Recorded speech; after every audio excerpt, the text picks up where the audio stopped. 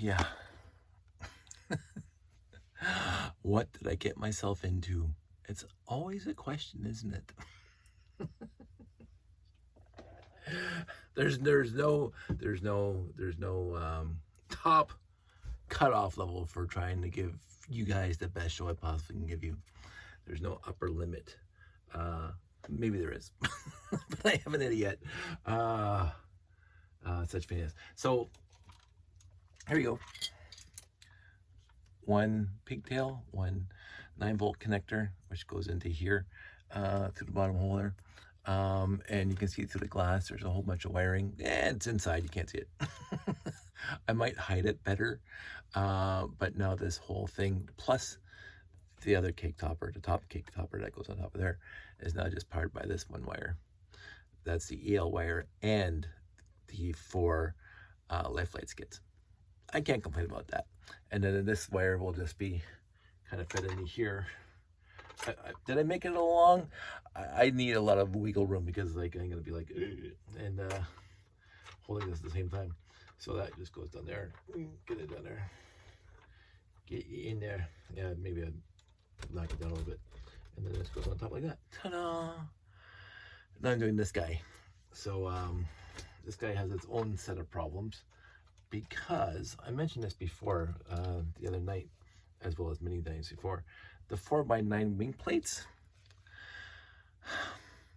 they're fun.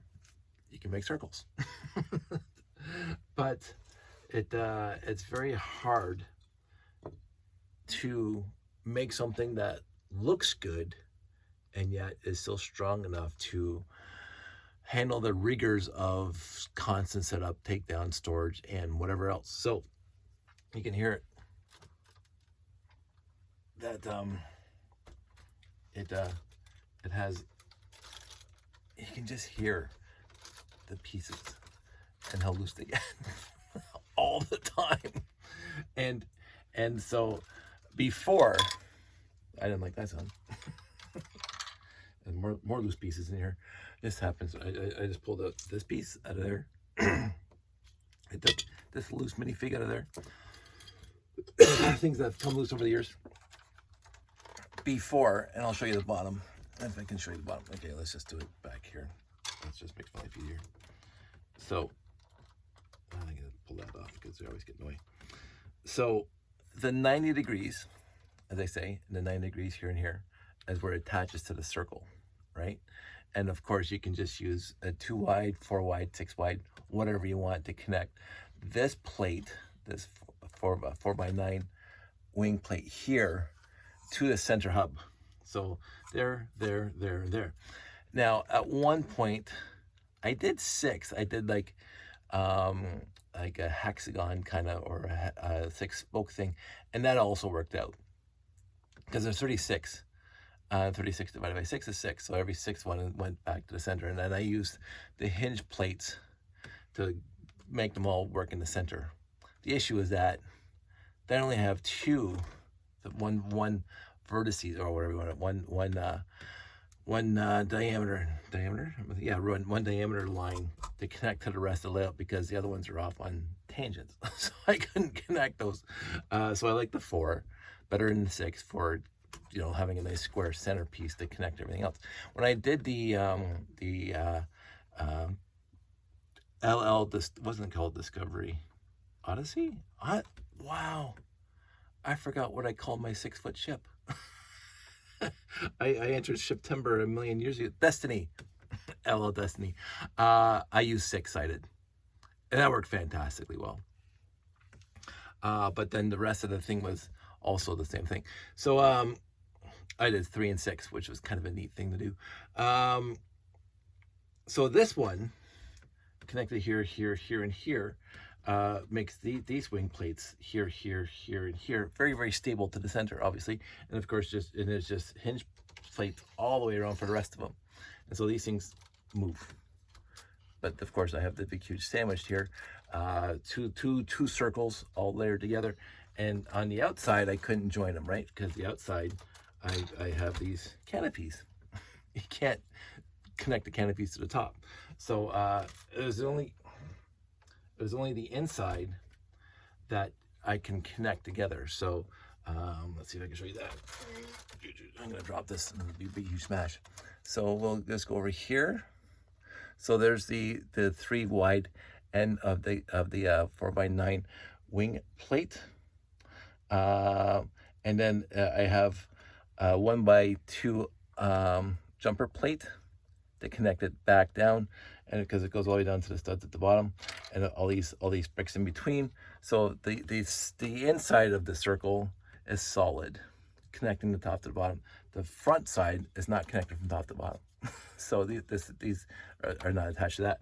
So what I did to remedy that, this was built into the original on the 90 degrees. So every time you see the yellow, black, yellow, there's 5 windows, and then right here there's a blue, and then there's 2 strands yellow, and then a blue, and then the 5 again. So in the back, that's back to 90 degrees. So behind the blue is just a wall of brick going from top to bottom to hold the top to the bottom, and you can't see it.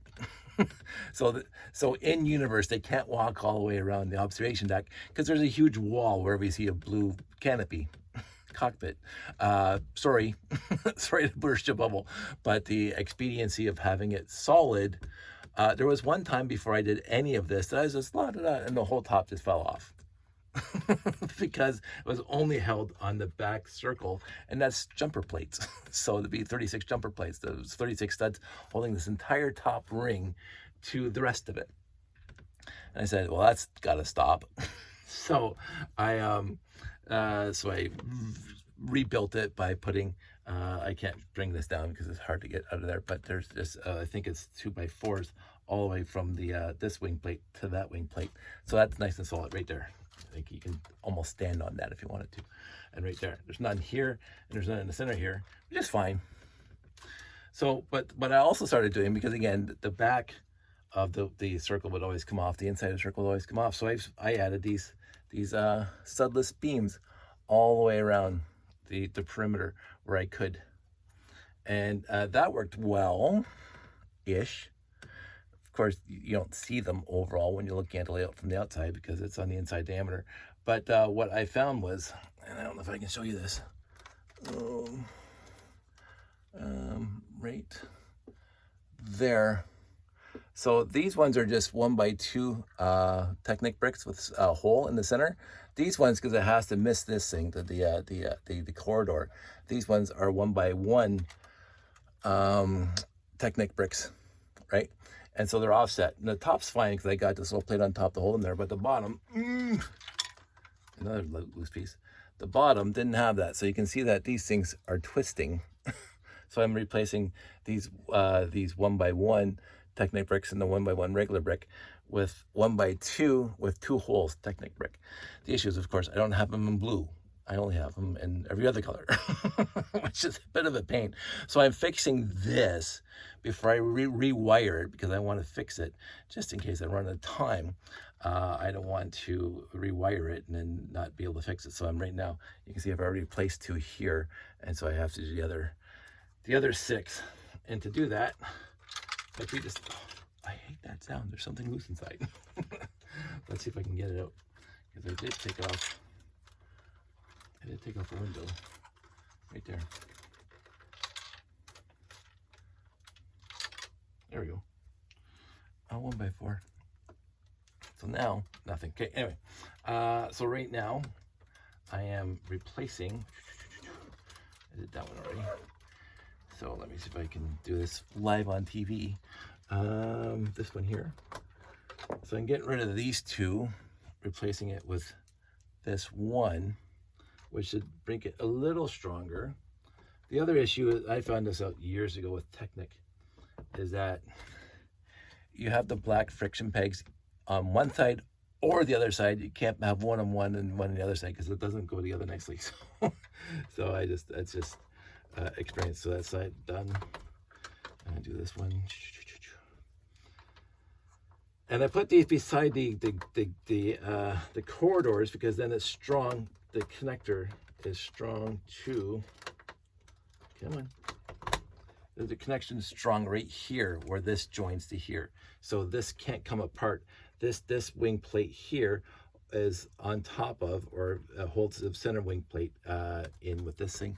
So it's pretty strong. So right here is the strongest joint all the way around, the 4 of them, because I want this thing that there was a few times at previous shorts before I did any of this reinforcing with the black studless and everything else, and the bricks inside, where I was doing at a show, and I can't remember which show it was. It was obviously after the first brick vet, but it's probably at a brick vet when I noticed,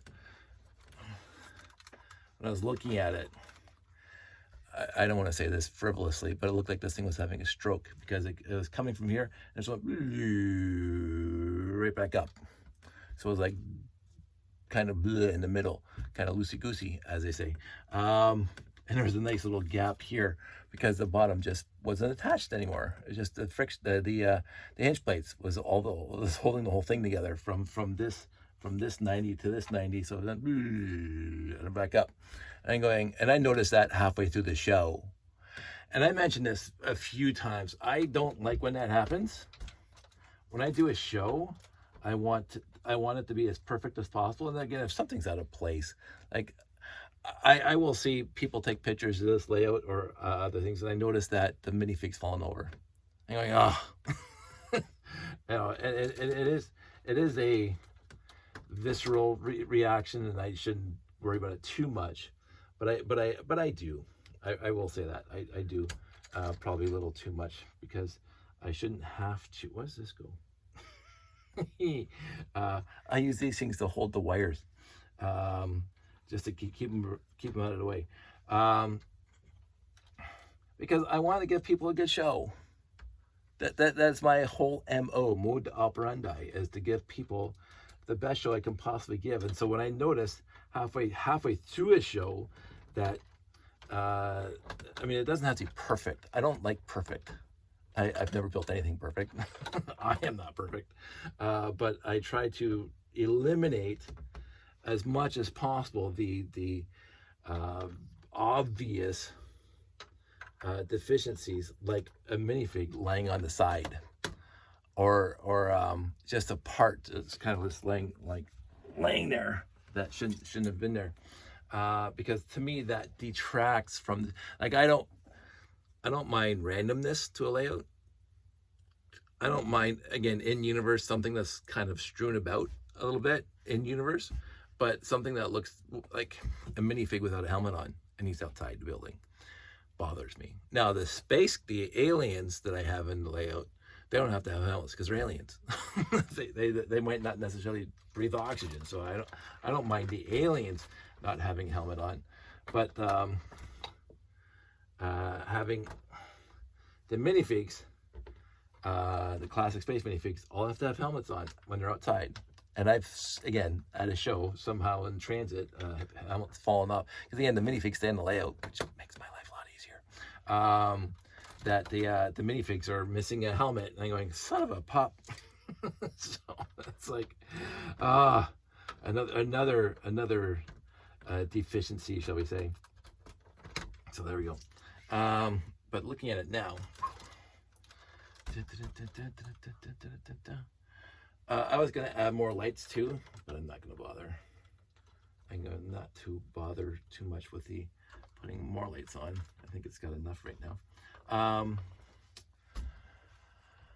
These white things, these white 2x10s just hold the thing up, so it's not resting on top of my lights. That's all they're for, because I don't want to wreck the wires. So when I go down like that, it's not sitting on top of the lights. And also that's what I connect when it's in storage.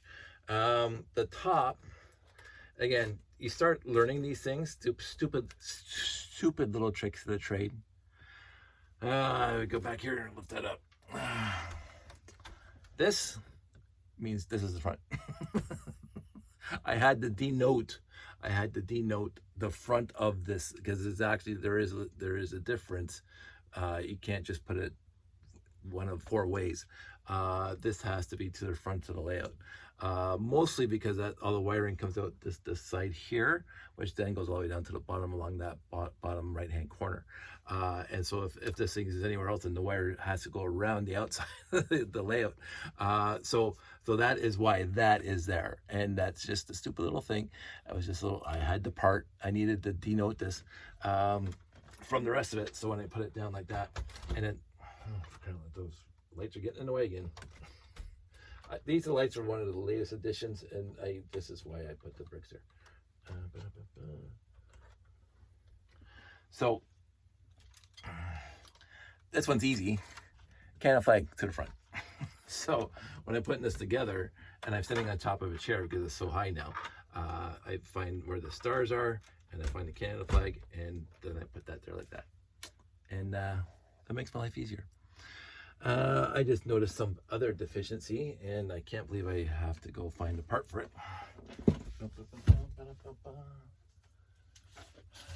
And this is a stock problem with this layout and building bricks on top of bricks. This is, better watch that. This is gotta be there. See, I notice that all the time, and I let those ones go at a show because I'll see that where the seam is. I always tell people when they ask me how I transport this thing, I say it comes apart in sections, and wherever you see a gray line, there's a gray line right there. That usually denotes a seam where the parts come apart. But then you'll see other gray lines like there. It doesn't come apart there. So, but it does. The bottom is gray. So overall, wherever you see a gray line that looks like it should come apart, that's where it comes apart. The middle of the diamond has many gray lines, and none of it comes apart. But that's because it's one big huge diamond. So I learned this. My first bunch of layouts, I put this on top of the diamond, then I put this on top of this, and then I got on top of a chair, and I tried to weasel this thing down. And this one, I should have something on front, but I don't, but that's sandy right there. Whoops, sorry. That's sandy right there. So I'm pretty confident. And then this thing has to weasel down into there. So what I started doing, am I right? Yeah, that's right. What I started doing, instead of doing it here on top, why is that? What the? Stand up and do it. Tilt that up. Hello, world. Okay, I gotta get a better holder. This thing is not going down. There we go. So that goes down like that, and it's locked into place. What I started doing, instead of doing it, I'm down here. Instead of doing this one, and this one, I put these two together. Well, I have it right here in front of me. And then I lift both of them up and I just put them on top of here. That made my life a lot easier. So you start learning things. Again, I was talking to a relatively new member of Toro Lug the other month at one of our meetings, and he was at Anime North. And he was like very, very interested about how I get the layout to various shows. And I'm going, like, before, the layout would take me 4 or 5, 6, a day and a half. When Jeff and I were doing it together, a day and a half to set up. Those were fun days. But I'm at that age again where no, I'm not interested in a day and a half or even 4 or 5 or 6 hours to set up. I want to enjoy the show. So I try to, every time I set it up, and again, I should take more pictures because I will come across, oh, I can do this better by doing it X. And I forget by the time I finish setting up. Oh, what was I going to do better? Can't remember. And then I do it the next time. Oh, this is what I was going to do better. But then I remember, poof, I forget about it. So I keep on meaning to take notes. Sometimes I did. The one that I do remember is putting the cake topper on top of this. This deck, because then I can just lift both up on top here, because connecting this to here, it's very easy. Connecting this to here, not so easy. So the other thing I started doing, and Jeff will, because I asked him to hold it, I will put the landing pads on the diamond before I put the diamond into the layout. Because trying to reach across the layout to put the landing pads on, it's very, very difficult. Now, to be said, putting the landing pads on the diamond first makes that thing extraordinarily awkward to hold and extraordinarily heavy to hold and try to kind of lift it into place. But then again, when you have it in your hand, you just drop it down on the main building. So I find that a lot easier, although a lot scarier, because just dropping the diamond without the landing pads onto the layout is very easy. Just drop it down and there it is. And then trying to put the landing pads on afterwards, that gets scary because you're reaching over the layout and it's very awkward. especially now that the landing pads are going to be higher because the whole diamond's lifted up 15 bricks because my new level. For the last bunch of shows, I put the landing pads onto the diamond first, and then lifting that whole kit and caboodle onto the layout. But I need the room to do it. I will say, and taking it down is the same thing. I just lift up the whole thing with the landing pads on it, and I bring it over to a table and take it down. What I did at Brick Shack, because Sandy was there, thankfully, at Brick Shack, I took the landing pads off and left the diamond on the layout until all the landing pads were off. But Sandy could hold it, because when you take one landing pad off, the weight is very, very not evenly distributed, and it will fall over. So having somebody there holding the diamond while I'm taking off the landing pads, very, very helpful. So you learn these tricks. Now, I have set this entire layout up by myself and taken it down by myself over the years. It's nicer when somebody is there to help. Kelly helped me one time. It was fantastic. A few other people helped me. Sandy always helps me. Josh always helps me. And they just have to quote unquote follow instructions. I'm not one of these authoritarian people, but it's like, oh yeah, you can just go around and get the 1x4 blue tiles off the monorail track. Done. Because that's 20 minutes right there. Or do this and that and the other things. There are certain things that I can relegate to somebody to do or delegate somebody to do. But overall, setting the whole thing up, putting the buildings out, it's always been me. Now, this is what happens in my head, just to talk about this more, just to make this video go on longer, because you know how I like to do that. In my head, I told Ian this years ago, my friend Ian, one of my best robot builders I've ever got to see, and he actually builds robots for a living. Now, I haven't seen him in a long time, but our first bunch of robot competitions, he was always there. And he was at my very first robot competition in Guelph University before I joined RTL Toronto. And his robot beat the pants off my robot. So I envied him, and I looked up to him, and I loved the guy. So anyway, it got to the point after 3 or 4 robot competitions with this guy that I got to the point, and I don't know how it got in my head, because we talked about my friend passing away the other day, that I wanted to get my robot to the point where if something happened to me, whatever it is, sick, health, whatever, that Ian, I think this will never happen, but Ian could take over, see where I was going with this, and finish the robot and enter it in a competition.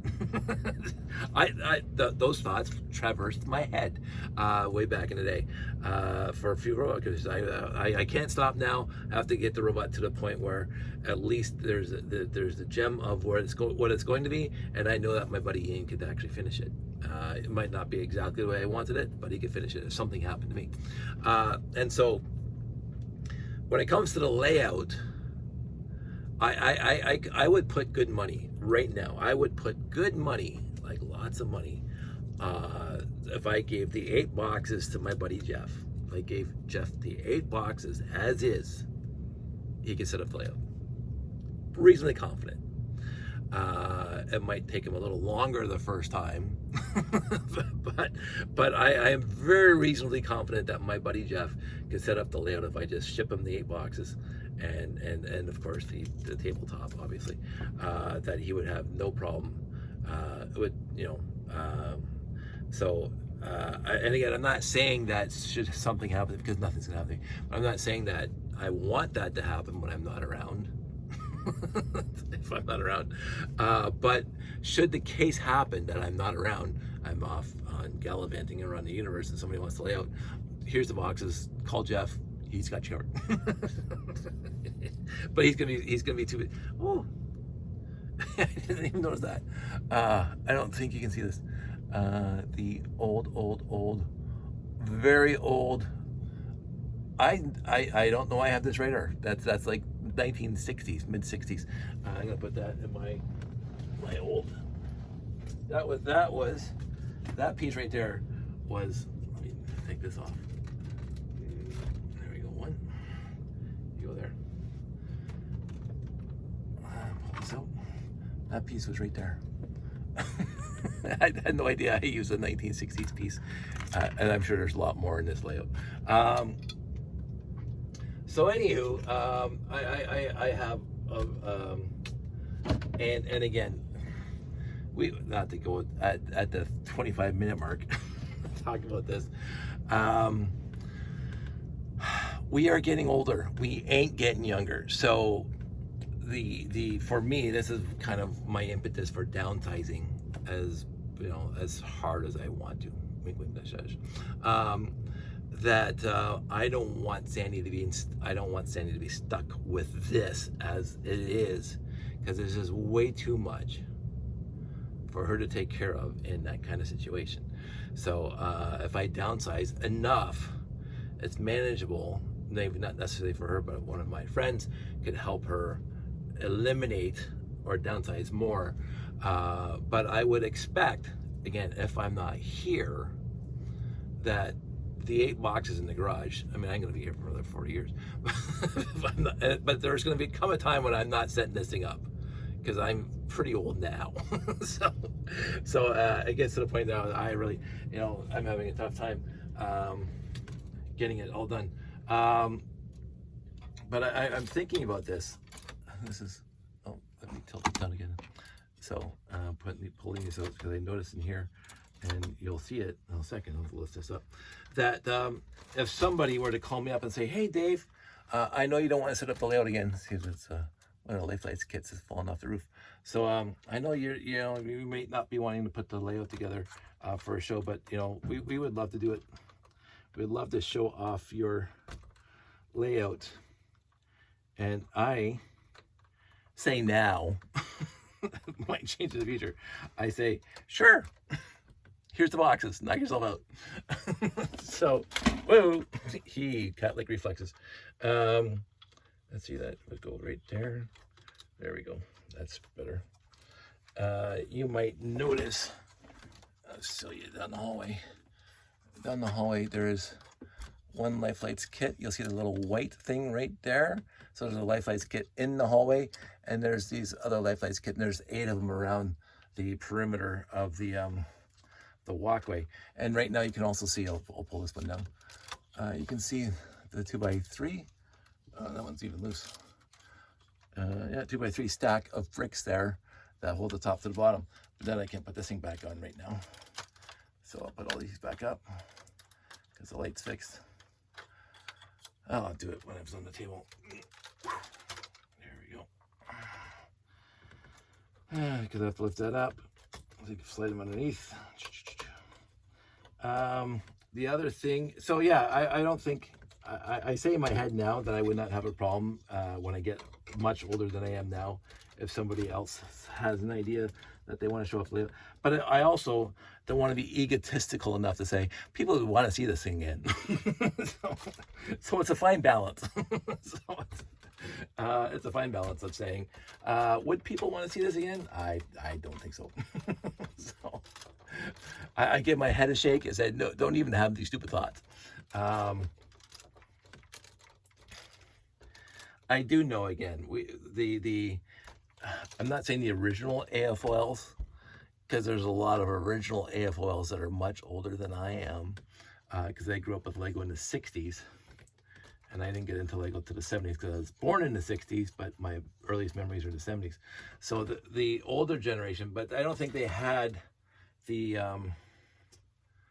internets and all that stuff back then, obviously, to get really, like, there are old fans of Lego. It's fantastic. I'm a upper age fan of Lego. So, I see it. I have to do this wiring. That's what I don't want to do. So there's this Life Lights, EL wire here. So I got that, and I'll show you. What I was using before, I got this guy here, and it's kind of buried in the wires here. Come on, get out there. So, I'll show you the whole kit and caboodle, as they say. And it's kit and caboodle, not kit and caboodle. It's like it's not doggy dog, it's dog eat dog world. Just in case you didn't know those euphemisms. So I'll put this thing back up like that. So before, this is what I used. This is a Y adapter, a split thing from Life Lights. So the main power from the rest of the tower came into here. This one fed all the lights here, and then this one went to the cake topper. So the cake topper had a wire, and then I had an EL wire that came in here too that would connect to this guy. So 2 wires, and basically 2 Life Lights kits on this level. Yeah, these lights are just a huge pain in the butt. I'm gonna have to go get another brick, shall we say. So basically I'm gonna take this wire, I'm going to solder it right to the, grab another one of these, because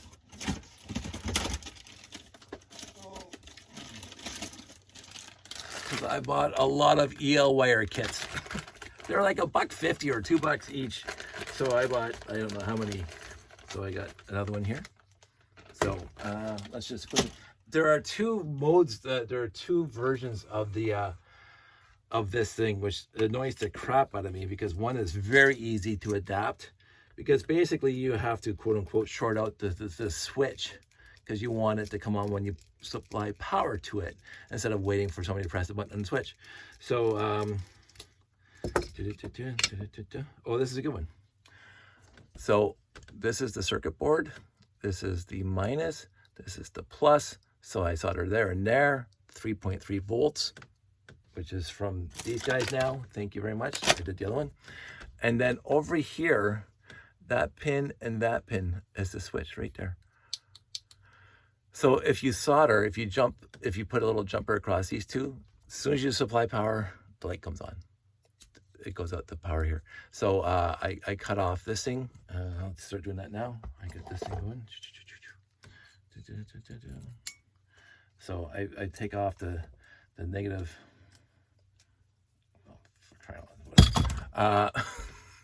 So I take off the spring, and I mentioned I was thinking about trying to take this top off, but I don't think I'm going to. And then I just solder a wire here and here and take it back to that guy, and then from here I also take off another lead that goes to the Life Lights. So the 3.3 comes into here, and from here it goes into here, and it's also a wire going to. So this wire here that I have right here is going to go to here. Pre 10,000 volt 0 amps. So from what I was told, and my research on this was such a long time ago, what this thing does, because it just takes 2 AA batteries, this thing has all this little circuitry underneath here, all these little things. So you don't need a lot of amps. What you need to do is you have to have alternating current, because the alternating current, let's grab a piece here. This is EL wire.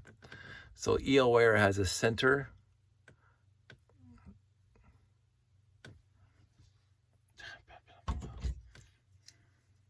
I'm gonna cut this, see if you can see it. Yeah, there you go. It has a center filament, center wire, solid wire, one solid wire in the middle, that's coated with some, I'm going to say phosphorus, but it's not, electroluminescent, some sort of chemical that when electricity is applied to it, alternating current, that it agitates and lights up. So it has a center wire, solid, one solid, and then it has this coating on it, and then it has a very hair-like, a very, very fine, very, very, very stupid fine wire that kind of corkscrews all the way along. So the center wire goes to one side, and the little tiny hair-like wire that wraps around the plated or the dusted, that dust, whatever it is on the outside. So the electricity goes from center to the outside, or from outside to center, and in the process of going that way, agitating, it excites the molecules of whatever the plating stuff is, and then that glows. And then the coating they put on it is what actually gives it the color. This one just happens to be yellow. So I happen to have like blue. Yay, blue. I bought like 10 meters of green. I don't know what this was, a cheap kit. White's fantastic. Yellow, I got lots of yellow. Blue, green, yellow, lots of blue. I can't believe, look, I got all these blue kits. Not even opened. They were so cheap. I got it. Blue, green, yellow. I thought I bought red. I don't see any red. But I saved the cutoffs. So they come in 1 meter length, 3 meter lengths, and something else. I can't remember now. It was like years ago since I bought this. This is one wire. But most of my stuff is just 1 meter, 3 feet. But I don't need 3 feet to go around here, right? I only need that perimeter diameter. So I cut off the excess and cap it, because you can cut it off as long as that little hair wire doesn't short circuit to the center wire. And that's why you put an end on it. I don't have an end here. The short circuit, because the electricity just goes straight through. It doesn't go through the actual chemical that's wrapped around the center wire. So you have to be sort of careful. I've never had a problem. I cut it very, very sharply and make sure that the hair wire is not touching the inside. And then I put a cap. There's a cap on it. Let's see if I keep, every wire has a cap. There's a cap right there. See, there's the cap right there. So because if you touch it, you know, they always say don't pee on an electric fence. It's only 10,000 volts, or whatever it is. I can't remember exactly. It was a stupid number, but it's 0.000 amps. So, but you'll get a buzz off of it, especially if you have it plugged into a 120 volt converter, like the two AA batteries, hardly anything. But when I accidentally touched an end, or even when I was, because it's also alternating current. So it's like touching a plug, but it's not like 120 volts. It's only 3 or whatever, and 0 amps. So it's a bit of a shock. It's like it didn't hurt. I don't remember hurting like for a long time, but you feel it. You definitely feel it. Oh, don't touch that. So I wrap mine up. So what happens is I unsoldered this thing, this pigtail from this, because those are those two dots right there, and I soldered this wire basically straight to here, and then I wrapped the whole thing with electrical tape. It's cheap. It's a hack. Absolutely 100% hack.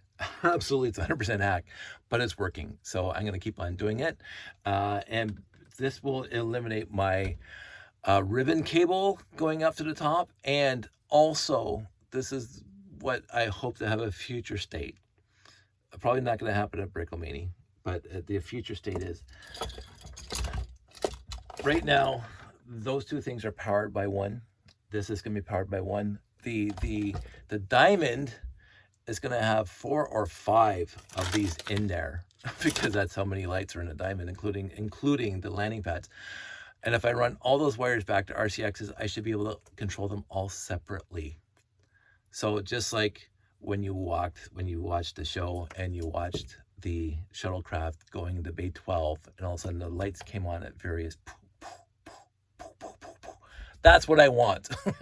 I want that kind of, not whole instant on. I wanted to get down to the granularity, which I'm not going to do, because that's just going to be way cost prohibitive and time prohibitive and whatever else, programming prohibitive. Each landing pad would be separate. So you could light up a landing pad or turn off a landing pad at will. Right now in my head, each zone is going to be lit up, and I got nine of those, units, 2 base plates by 3 base plates. Each one of those is going to be powered by one of these. And so there'll be 9 wires going back to RCXs. So that's 3 RCXs, if I wanted to control them separately.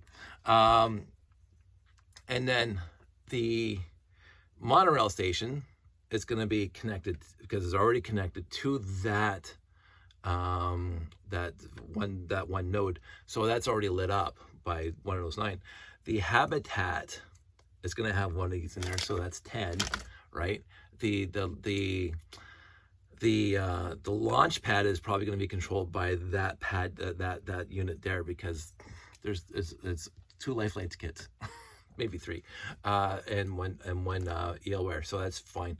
The tower itself, I already have 1. This is going to be 2. Landing pads is 4, so that's 6 now. The building itself, the base building itself, is going to be a bunch, probably 2 or 3. So there's going to be at least 9. So I'm going to need like 9, 18 divided by 3. I'm going to need 6 RCXs to control just the lights. That's not even controlling the train. So the trains are separate, 2 RCXs for the trains. So that's 8 RCXs if I want to control the lights separately.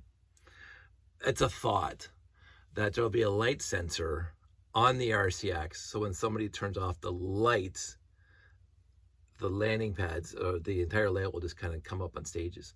I think that would look awesome. I really do. I think that would look awesome. But that's going to take a lot, literally a lot of work. So right now, I'm just trying to get these things converted over to 9-volt wires. So it's easier for me just to plug them in to the train controller or whatever else, or one RCX or whatever that runs them all. Because people keep on asking, even at Anime North, because they can't see in the habitat. The habitat is black. It's dark inside. I can't light it up at a show. But if I just run a 9-volt wire to a train controller, it's going to light up. So that's what I want to do for regular shows, that you could, I don't have to worry about the landing pads. I don't have to worry about, I don't put the spotlights out there on a regular show because it is the show lights are just too bright. But inside the buildings, even inside the tower, having the tower lit up, I think is a fantastic idea. I think. So I'm not gonna, so there's gonna be, again, if there's gonna be lights out, it's gonna be wired differently. If there's just gonna be a regular 3-day show at Anime North where I don't turn off lights, then I'm just gonna make sure the interior of the buildings are lit up. The landing pad has the ring of blue 1x1 round cones, trans dark blue, and those spin around just like this thing spins around with the trans green. People like that because I do light up the landing pad because I need the lights on for the sensors for the trains, so they stop at the stations. So all this stuff is in my head. It's a jumbled mess in there, but I am slowly puttering along, shall we say. But now it's late, and I got that fixed. I wouldn't mind, I don't think I can, I don't think I have them. I wouldn't mind trading all these black studless beams with gray studless beams, but I don't think I can. And people don't see them anyway. So all these things, like there are so many improvements I want to do to the layout. I don't think I've ever done one show from one show to the next show where I didn't change something to make my life easier to set up or to make something more interesting for the display or whatever. I don't think in the number of years of doing shows where I didn't change something, even if it's minute, because I don't want to bring the exact same thing to every show. No, most people won't see the differences because, you know, it's a layout and it's the same size and it's the same buildings and whatever. But I do have all these thoughts in my head of things I want to do with the layout, and so I implement what I can. And I always say this to everybody that asks me about it, because they ask me, "Oh, how long did it take you to build this?" Well, it's been kind of evolving since 2007 when Jeff and I did our first space layout, but really since 2011, since Brick Fet, first one. But even right before then, in Brick World Chicago, and we did one hobby show or train show where I had the building started. The tower had started. It was only 2 layers high, but it was started. There was an impression in my head, this is the direction I wanted to go. So 2010, we'll say 2010 is when I started working on this layout, and it's expanded. It was 10 by 18 once, or 7.5 by 18 at one of the Brick Fets. That was way too big. That was way too big. It was right underground too. And most of the time at the beginning it was 10 by 10, but with an accent aigu because it had the little notch out the back. And I did with Dave Saints Hire that one time. It was utterly fantastic. But now it's down to 7.5 by 5, which is exactly the same size as our very first layout that we ever did back in 2007. It's also 7.5 by 5 feet wide. I think that's kind of ironic. The first layout we did was 7.5 by 5 or 5 by 7.5, and this one is 5 by 7.5. I was a couple years back when I was like doing 4 or 5 shows again. I was thinking about having an expansion, and I bought the wood to make longer rails, and I had the idea. I even built longer rails once that I could just add on to my existing rails to make it 10 feet long. I just gave up on that. Absolutely just gave up on that, because this does take over 2 hours to set up. So no, I'm not interested in making it bigger. Yeah, so that's it. I've talked enough. I bored you to tears. So everybody out there, stay safe, take care, and I'll talk to you soon.